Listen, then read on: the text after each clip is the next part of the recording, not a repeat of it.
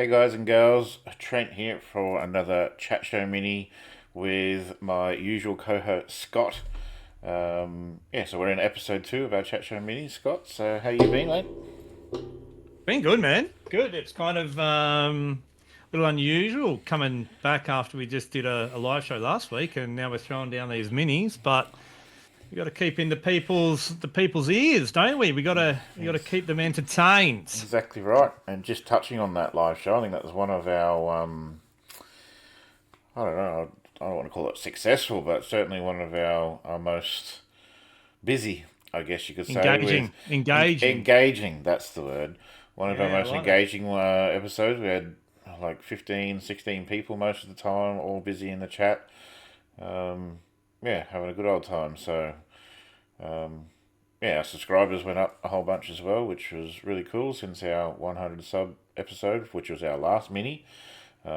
Which, by the way, if you haven't watched it, go back watch it. Doing a bit of a giveaway. Doesn't look like we're giving away any money at this I stage, know. at this There's only, stage, there's Trent. only But one comment on that, so get in do there. you know what we should do? I've got an idea. If no one picks it up, mate, we just throw it into a kitty, Oh and the yeah. kitty can just keep building and building until I don't know, there could be like $1,000 in there one day. You $1,000. know, And then I that give you one, the hot, I give you the hot tip, mate. If there's $1,000 sitting in that kitty, we're pulling that money and we'll buy you a new rig. that'll be the Bathurst Beer Fund. Oh, that's one night. There you go. That's done. So yeah, we'll kick off tonight. So, yeah, Scott, I'll let you take over the first topic of Well, discussion I'm going to of go on a bit of a rant here, of to be honest. motorsport shows and podcasts. What have you got for us?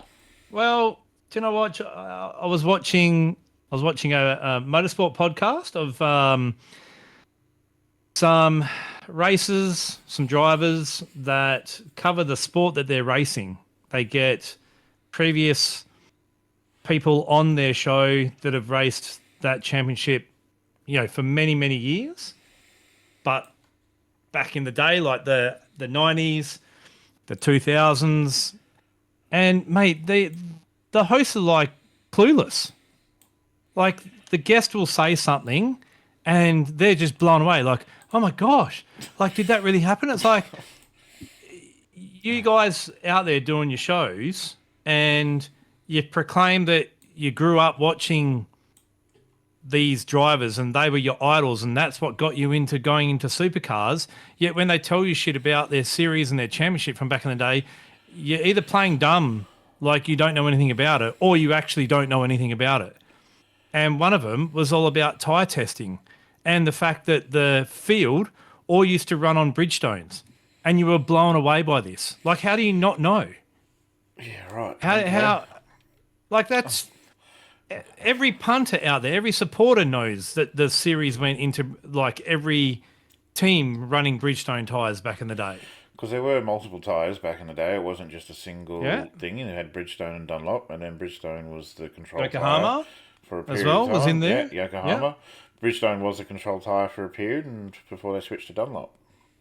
Like I was blown away by this episode, and one of the hosts kind of knew, but one of the other guys like just was absolutely clueless, and it just blew me away that somebody could say that they were so interested in these drivers were my idols and all this kind of stuff, and you don't seem to know like a lot about the history of the sport other than maybe Bathurst 1000 and you know some of the history around that, but Yeah. a lot of it you don't actually seem to know much about it, Like, but you proclaim to be, I don't know. especially like they're claiming to be like big fans, and they grew up watching it and participating in said sport.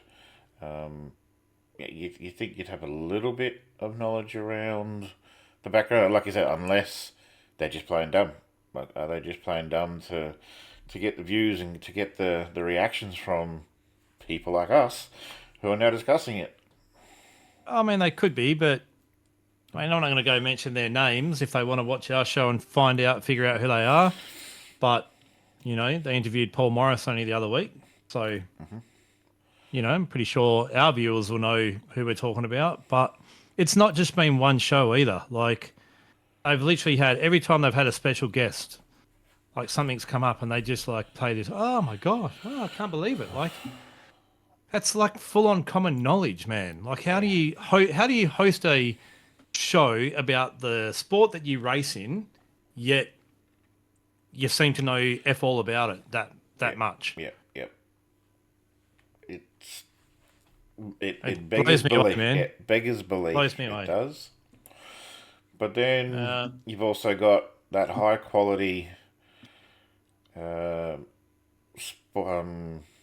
motorsport show on Fox/KO called Motorsport 360. I think you've got some points of view on this one too.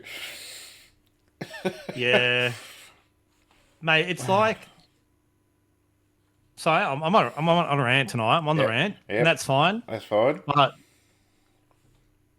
if you're gonna produce this show, Motorsport 360, if you're gonna be basically like NRL 360, and I guess AFL's got a show as well. I know that in our family, I've got family members that religiously watch NRL. They were born in New South Wales, so they watch the 360 show, and sometimes I'll sit and kind of watch, or I can hear it in the background, and they talk about relevant things that are literally happening in the sport right now, like right at this point of time, what happened on the weekend, etc.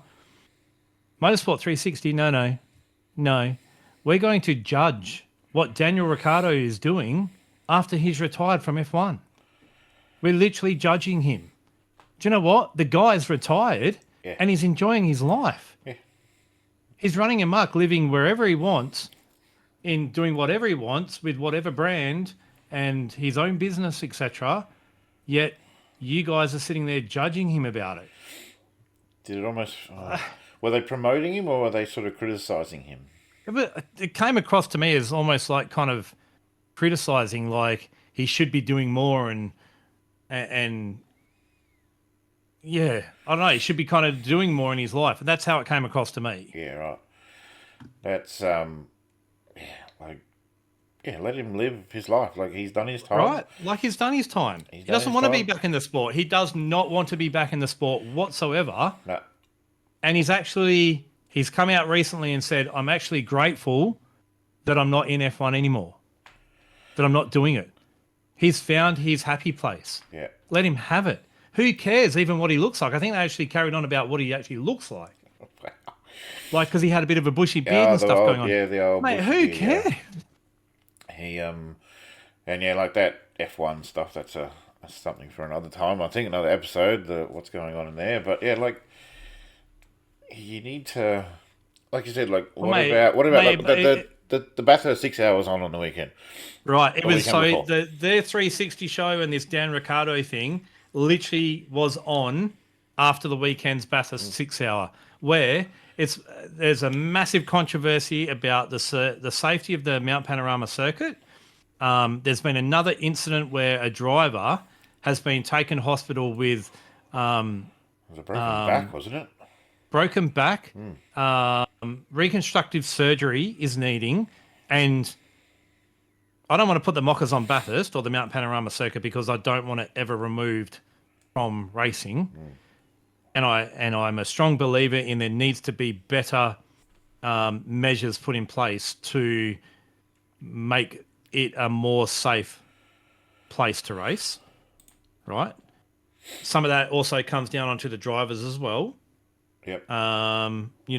In this instance,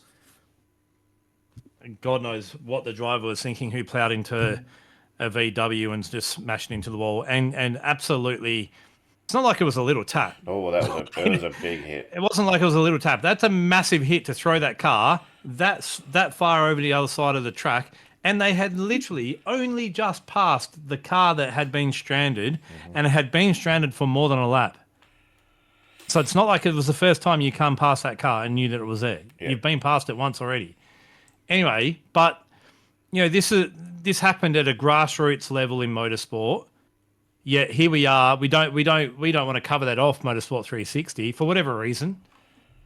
Are they just biased towards supercars and F1, and that's all they're going to talk about? What about actual real motorsport out there that's going on, like the Bathurst 6-hour production car race, where the likes of realistically you and I, Trent, we could get in a car, we could get a group of guys together, go get a car, and go and race. Have a crack. Yep. Like, why wouldn't you be covering that? Yeah. That's it makes sense. And I mean that's part of why we've launched these minis, is to be able to discuss what's just happened over the weekend. Like, we want to be able to talk like about that sort of thing. I just think it's poor on behalf of Fox Sports, the producers, the panel. How did the panel not bring stuff like that up? Yet we're talking about Daniel Ricciardo's beard and the way he looks like and what he's doing after F1, and that's, according to them, overall that's not good enough. Yeah. But I think I missed my shit house, man. I've missed my segue now, because I mentioned we made this show so we can talk about things that happened on the weekend. What happened on the weekend? We had Supercars. Did we? Over in New Zealand. We did. That's right. First of a double header over there in NZ. You mean the championship that hardly anybody knows when a race is on? Yeah, because it's been 5 bloody weeks since the last race or something silly. Where Toyota got their first win over there in Taupo. How do you feel about this, Trent? Because should a car that's coming into a series it's brand new car, brand new engine, new aero for that car because it's all brand new. Yeah. Within 5 races, is it 5 races? It's been 10 races, I think. About 10 races. So it's 9. Race 9. It was race 9. Race 9 of the season. Race 9 of the season. Yeah. And be winning. Well, when you illegally TIG weld your chassis, that might have something to do with. Nah, man, that's been passed by Supercars. Oh yeah, they just migged over it. Yeah, it's all good. Yeah, just go over the top. That won't make your welding any different. Your chassis weaker or stronger at all if you just go over the top of it. I mean, like, they've obviously done a good job. Like, plus you got a somewhat quality team in Walkinshaw, WAU. Like, they're not like a backmarker. Like, so they know what they're doing, but they're the homologation team. The track suited the car to a point. You got Woody, who's a New Zealander, probably driven that track a million times in his junior career. Due to the lack of full throttle and power required around the track, I think it suited Toyota just that little bit more, because if they are lacking a little bit on the torque and the overall power, like, I think it helped them. But hang on, aren't the cars in parity? Well, they're in parity to the aero. Technical parity. According to Supercars, they've got parity in aero and parity in engine. So all the cars should have, from what I saw of the dyno graphs and everything, should have the same torque curve within. There will be tolerances, the minutest of tolerances and the same horsepower. So I can't figure out how one track suddenly suits one brand of car, but it doesn't suit others like that. Yep. Well, that brings us on to another point is the old P words. Let's continue this one. No. Mate, we can't just fly through it. Yes, we can. No.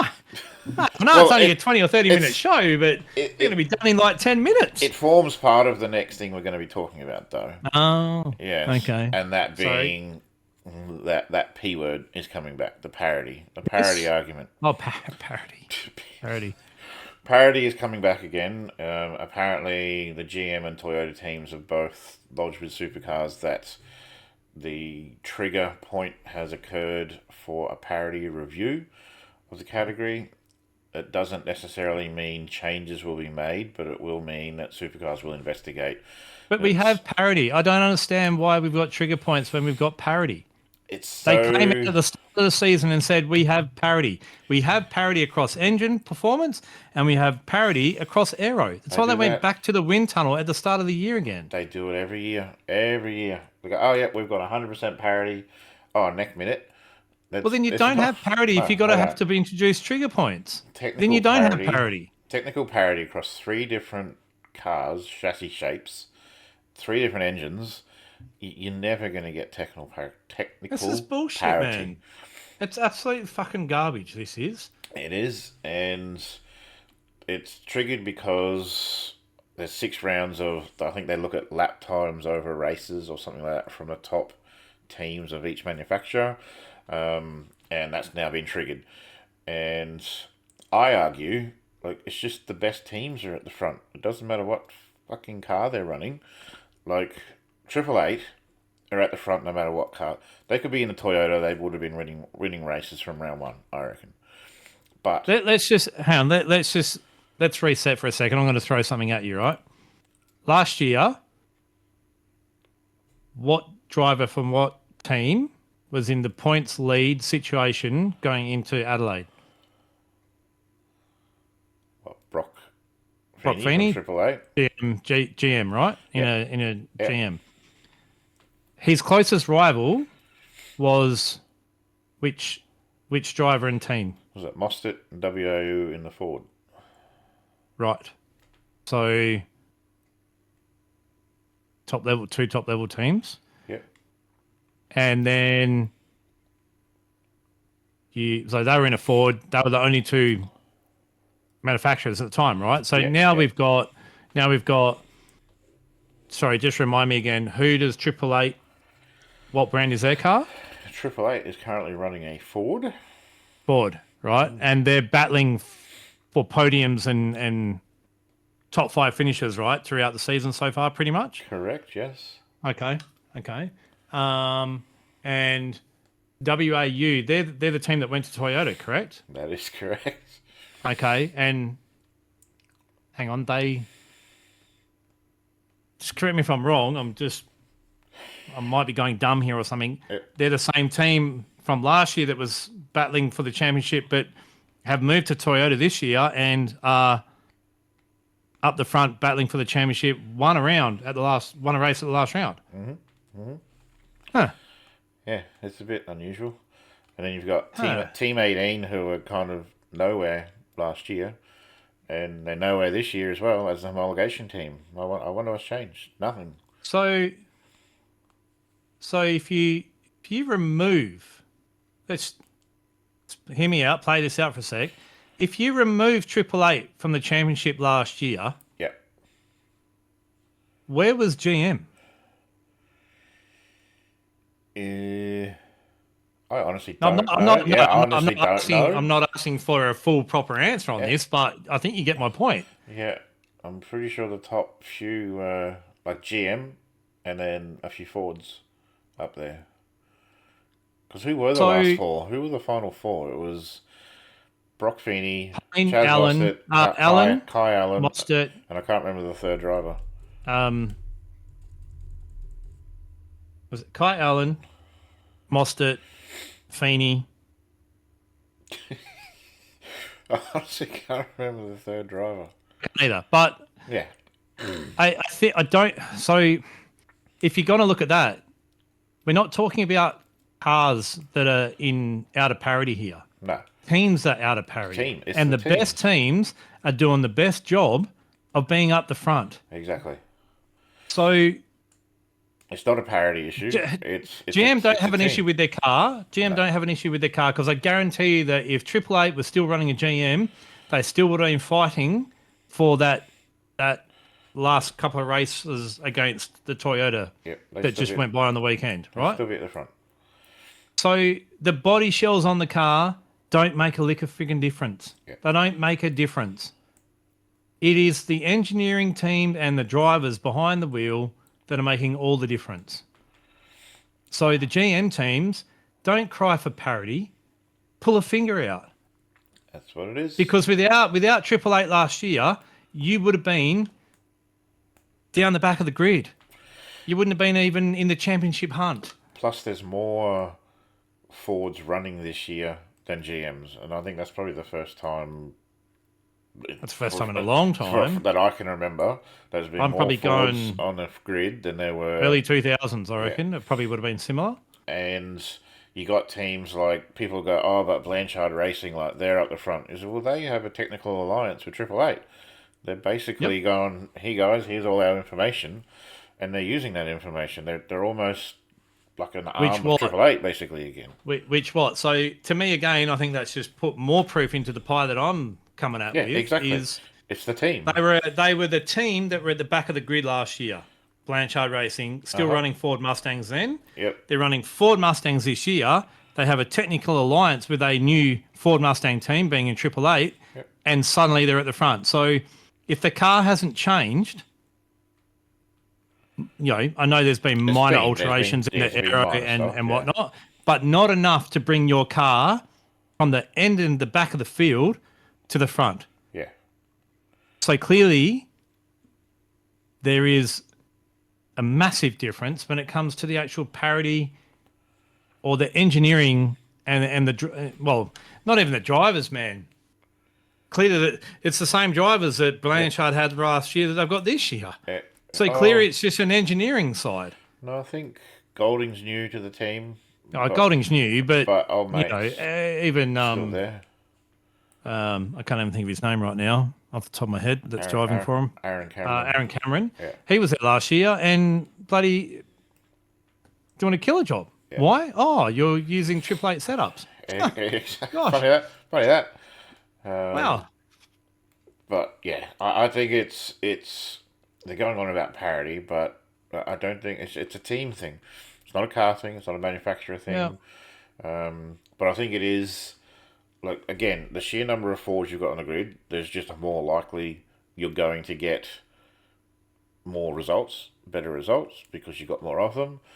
And I think GM apparently only had one podium all year, which I think was Anton's win in the first round. Oh, you mean when old mate Charlie said, "Oh, see, everybody Oh said yeah, we look couldn't at do us. it." We're the real Mate, deal. you're like a one-hit wonder from Yeah. back in the 80s. Pretty much that's what happened. So Anton has been there or thereabouts in the top five, I guess you could say, but they just can't seem to give a result in the races. So Yeah, I don't know, man. Like I'm a new kind of Supercars is on, and I'm so over kind of watching it. I find it boring. It's not entertaining. I've gone back actually, and I'm watching Supercars from 2021, and it's yeah, friggin' epic, man. yeah, Like the racing back then and the way the cars behaved and everything. Like it was such a good year, like such a good era. yep. And now it's just I find it I don't. crap. I love the look of the current cars. I think the cars look amazing, but they don't race well. They just don't. It's Well, the guys have to baby it around the track so the tires last. yeah, Who wants to watch that? yep. And it's just like they move around a bit and rah rah. So they're a little bit exciting in that regard, but passing is just at an absolute premium. It's not promoting good racing, in my opinion. No, no, I agree. But I don't know what they're going to do about it, but they're going to start losing a lot of viewers. I think, I in think my so. opinion. so we'll see. You know. Yeah, we'll see how the year goes on and what comes. You know of what we this should do? You parity know what we should do actually review. is we'll grab. I'll go back and I'll do this, but I'm going to grab a photo from Bathurst back in like the early 90s, maybe late 90s, early 2000s. And I know for a fact that literally the grassy knoll, I'm going to call it, the grassy knoll along the pit straight was just packed the whole race. And now, no, Yeah. not so much. No. Not so much at all. Oh, Like, I think we should move on to our next topic. mate, let's do it. Oh, this one. Yeah, This this is pretty one. cool. Yeah. I like this one. We found out today. Congratulations to our Australian friend living overseas, Joshua Rogers, has been signed to race real world Porsche Sprint Challenge GB. It's with Team Parker Racing. So Josh is part of the factory Porsche Commander esports racing team. Raced at not was it TriStar? TriStar's now. What did Brant used to? What was his team? ASM, All All-Star Star, Motorsport. All-Star Motorsport. Yep. Came through the ranks there, and became a very fast driver, very quick, and literally like got picked up by Coanda. Went over there and started doing the whole Coanda VRS driver school thing, and I'm actually a bit surprised that it's taken this long for it to happen, to be honest, especially with his connections now with, with Porsche. I reckon it's probably been a solid 4 years, It's been a long time. It honestly maybe has. 5 years that they've had that association with Porsche. But is finally getting out on an actual racetrack and going to do some real world driving in like I said, in the Sprint Challenge for Great Britain season. So well done to Josh. Fantastic, mate. I hope you're listening and I hope this message gets to you. But can't wait to try and watch some of the races somehow. I don't know how they're broadcast. If anybody knows, can you let us know? Put some comments in. Put some comments in the chat down below. Let us know where we can watch. And, let us know where we can watch or see results, that kind of thing. I'd really love to kind of, see how he goes with that. No, Congratulations. I do remember Josh coming through all the sim racing categories GOTS and GD3. But he even raced in Smack. I remember it in Smack. Racing, I think, because he had to, because your username on iRacing is based on the credit card that you use. So he was actually racing with his mum's name because that was a credit card used and they wouldn't change it. Like you'd have to jump through all sorts of hoops to get your name changed. And I remember first watching Josh race, basically using his mum's name because that was the name on the credit card back in Smack when he raced for ASM. There's a Mrs. Rogers out there with like 8K of iRating or 10Ks. I mean, like the name did eventually change, and like you said, like he went on to Scops and all the other series he used to run, and then actually moved overseas to live in the house that was just all about sim racing. The Coanda house. The Coanda house. That was. I got a feeling. I'm gonna throw this out there. I reckon he was one of the first, like, proper internationals to go over to the Coanda house, because the rest were all like European based anyway. He was like, mate, upping his life. To go do sim racing professionally overseas. And I mean, it's similar to most Australians, even following the actual real motorsport path. Like, to up and leave your life here in Australia to go overseas into Europe and stuff, it's a massive, massive move. It is not a small undertaking at all. Like, it's a huge thing to go over there. Like, Europe is a very small place compared to Australia, and it's literally the opposite side of the world. So it's a massive commitment to leave here, to go over there and pursue what he has, and it's all paying off now with his real world drive. That's awesome. Yeah, I reckon it's fantastic. Really fantastic. Very, very cool. Yeah. Enough about Josh. Yeah. Can't let him have the whole show. Mate, I believe we've got some racing this week, and it's the WEC or WEC first round 2026 season. Oh, very cool. Feels like it's been forever. Yes, it does. Actually, really looking forward to having some motor racing to watch that isn't V8s. Well, I mean, there's been IMSA, but...